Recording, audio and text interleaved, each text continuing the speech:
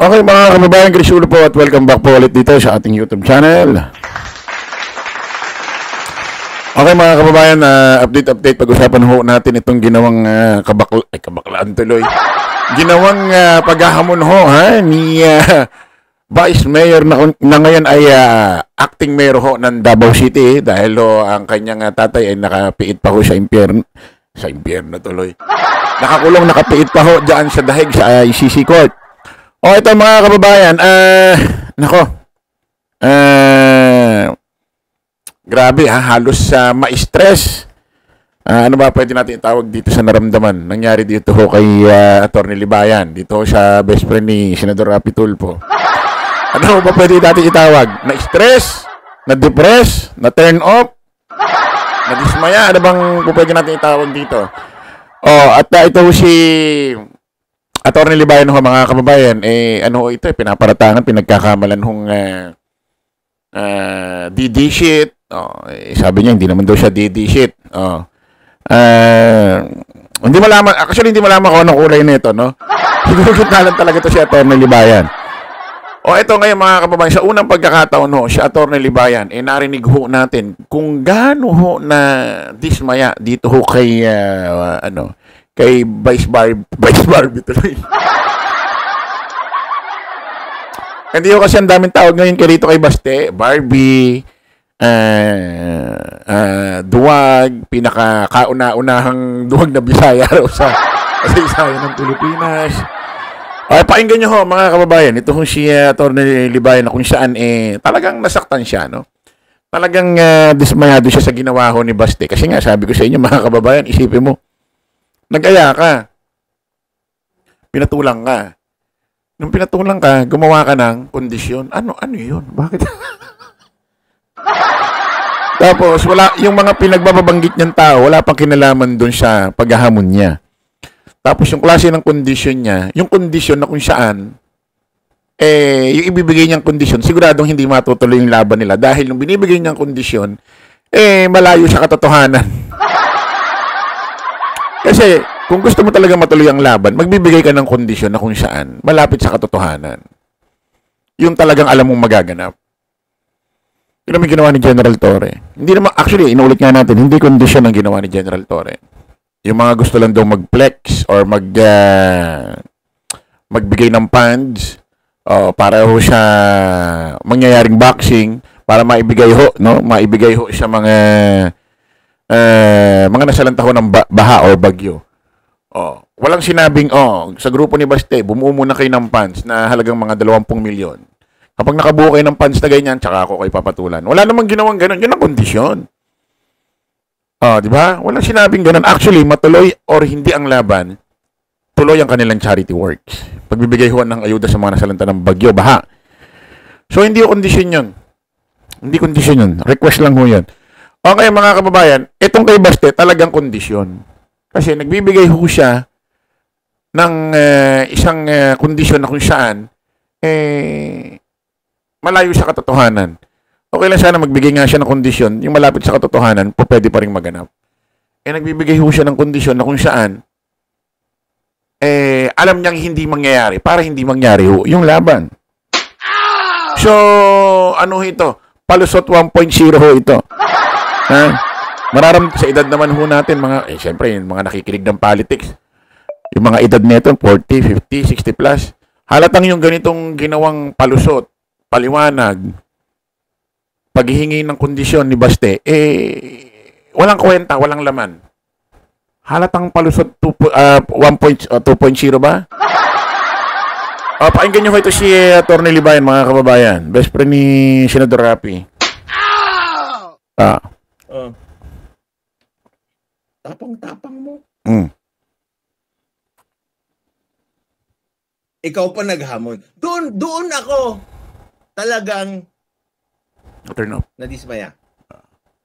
Yung ikaw yung naghamon tapos ikaw yung umatras. Kasi wag ka maghahamon. Naatras ka lang. Tapos yung dahilan mo. And ang problema kasi, attorney, nanubok ng bluff. Siguro, hindi niya ine-expect na papatulan siya. Ganito yan, Atty. Libayan, share. Baka hindi mo nalalaman. Yung dating broadcaster ho, Atty. Libayan, si, pangalan nito, si Carbonell.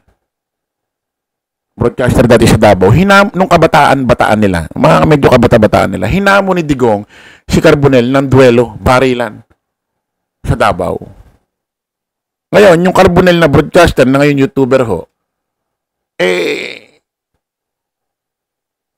lumaban. Tinanggap yung laban. Di nangyari na. Dumating na ang araw na kung saan yun yung hamon ni Digong. Barilan doon sa lugar na yun. Dumating si Carbonell doon, sa tamang oras, sa tamang lugar, kung saan yun yung paghahamon ni Digong sa kanya ng barilan. Yung araw na yun, kung sino yung naghamon, si Digong, yun yung di nagpunta. Yun yung hindi nagpunta. Ay ngayon, ito si Baste. Siya rin ang naghamon, nasuntukan. Ngayon, nang pinatulan siya ni General Torre, siya rin yung hindi pupunta. Anong tawag doon? Like father, like son. Ano nga ito ng bablap? Parang dati yung ginawa ni Baste, sasampalin niya raw si General Torre. Hanggang ngayon, wala pa yung sampal. Bago nangyari yung paglusob nila sa KOJC, nagbanta na siya. Ang tagal ni General Torre doon sa KOJC, hindi man lang sumulpot si Baste Duterte doon para kamustahin yung mga tao doon sa paligid ng KOJC. O yung mga miyembro doon. Wala nagpunta. Hindi siya nagpunta. Bakit? Kasi nahiya nga siya, nandun yung pressure kasi nangako niya, sasampalin niya si General Torre pag nakita niya. Isipin mo, pag nagpunta siya ng KOJC, tapos di niya sinampal si General Torre. Di kahiya-hiya. Tapos, nagkita sila doon sa hearing ng Senado sa Davao ginanap. Nandun doon si General Torre, wala rin siyang ginawang pagsampal. So, ano lang to, nagpapanggap lang ito. Nagpapanggap ng matapang. Puro sat-sat. Sabi ni Katunying Taberna, sayang lang daw yung tattoo mo . Tuloy natin. Dito, walang kwenta. Pag ako sana, ang dahilan ko, sasabihin ko, sige, payag ako dyan, mag-practice tayo. Para maganda yung laban. Yeah. Di ba? 1 month, 3 weeks, 2 weeks, practice tayo pareho. Para maganda yung laban. Tapos, para iwas injury. Magandang dahilan yun . Hindi ka umaatras. Pero, humihingi ka ng pagkakataon para mag-practice, para maiwasan yung injury, walang mamatay. Practice tayo. Para hindi mabigla yung katawan natin. Mas maintindihan ko pa yun. Pero yung dahilan niya dito, kadiri. Ikaw naghamon. Pagkatapos magbibigay ka ng kondisyon, tapos ang gagawa pa ng kondisyon, yung hindi taong hinamon mo, kadiri ka.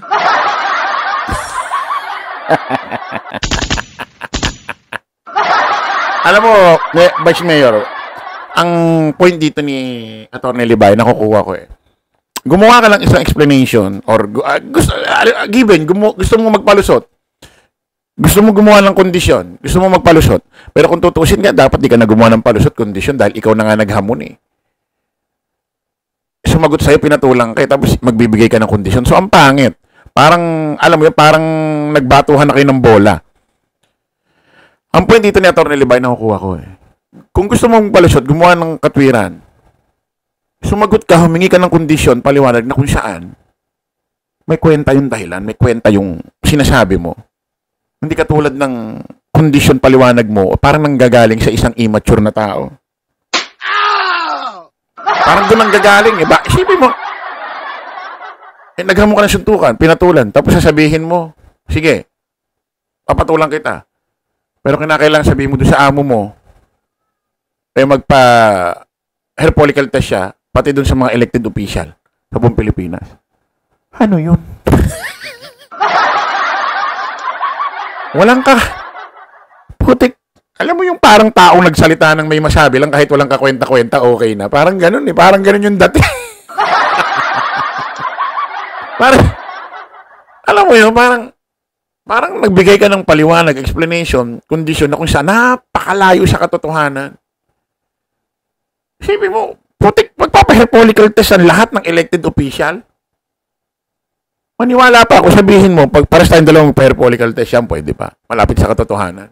Pero sasabihin mo, bago kita patulan, si PBB magpa-hair follicle test at lahat ng elected official magpa-hair follicle test. Isipin mo yon. Saan mo hinugot yung katangahan mo? Saan mo hinugot yung ganong klaseng sagot na katangahan na parang galing sa isang taong napaka-immature mag-isip?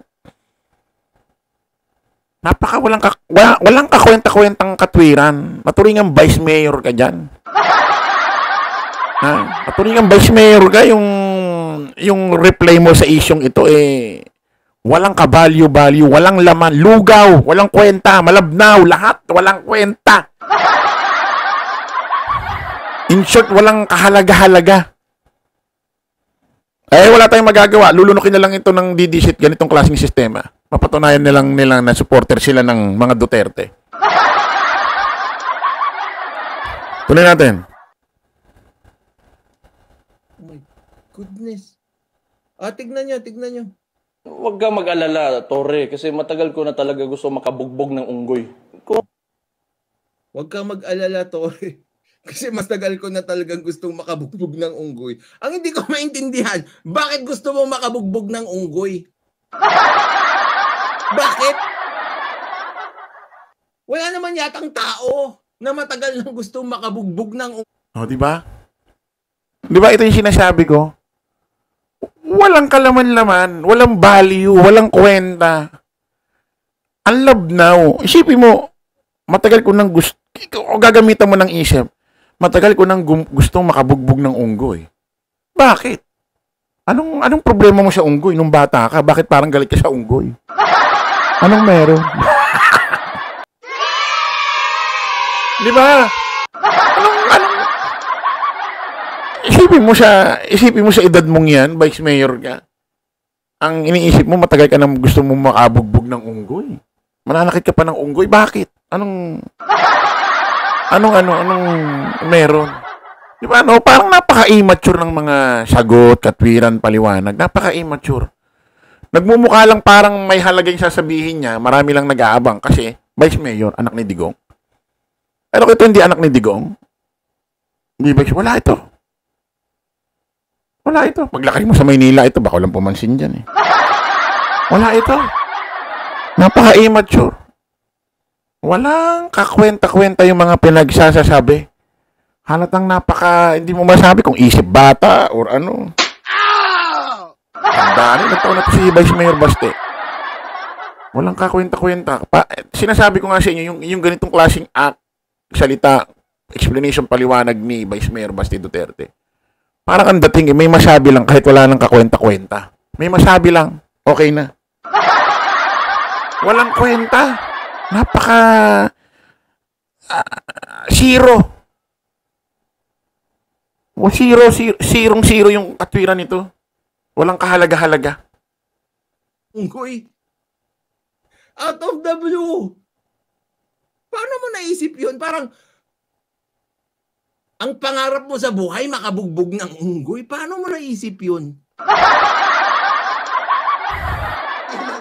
Di ba? Isipin nyo.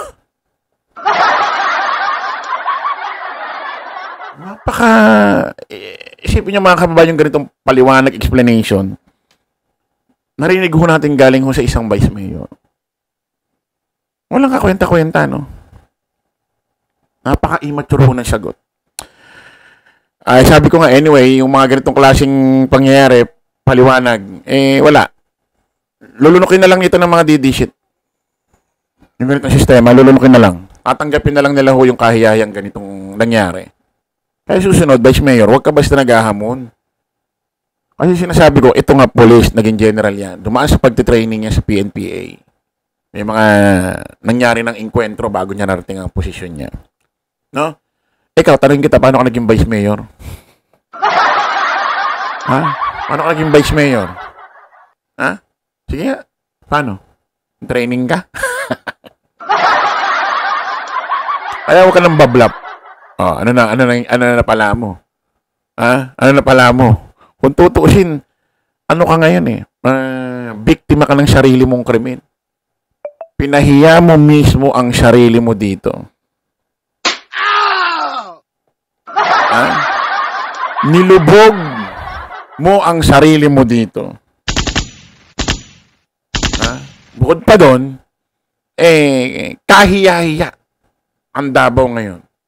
Sabi nga nila, sir, ikaw raw ang kauna-unahang Bisayan duwag sa kasaysayan ng Pilipinas. Okay, kita-kita tayo ulit sa panibagong vlog live. Bye-bye po.